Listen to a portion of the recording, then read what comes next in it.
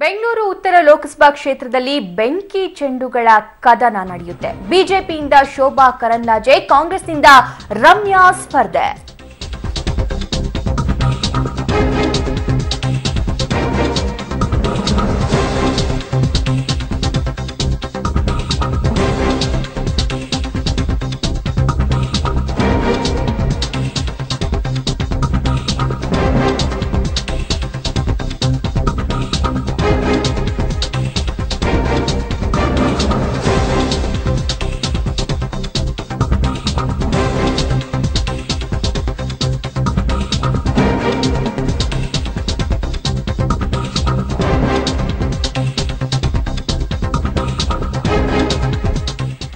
ಇಬ್ರು ಕೂಡ ಒಂದೊಂದು ಪಕ್ಷದ ಫೈರ್ ಬ್ರ್ಯಾಂಡ್ ವೀಕ್ಷಕರೇ. ಬಿಜೆಪಿಯಿಂದ ಶೋಭಾ ಕರಂದ್ಲಾಜೆ, ಕಾಂಗ್ರೆಸ್ಸಿನಿಂದ ಮಾಜಿ ಸಂಸದೆ ರಮ್ಯಾ ಸ್ಪರ್ಧೆ ಮಾಡ್ತಾರೆ.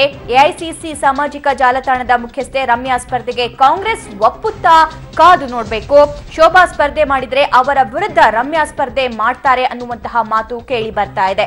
ಡಿವಿಎಸ್ ಬೆಂಗಳೂರು ಶಿಫ್ಟ್ಗೆ ಅಮಿತ್ ಶಾ ಗ್ರೀನ್ ಸಿಗ್ನಲ್ ಕೊಡ್ತಾರಾ ಇಲ್ವಾ ಅನ್ನುವಂಥದ್ದು, ಅದನ್ನು ಕೂಡ ಕಾದು ನೋಡಬೇಕು. ಏನೇನ್ ಆಗುತ್ತೆ ಅನ್ನೋದು ರಾಜ್ಯ ರಾಜಕಾರಣದಲ್ಲಿ ನಡೀತಾ ಇದೆ ಬಹುದೊಡ್ಡ ಪಲ್ಲಟದ ಚರ್ಚೆ.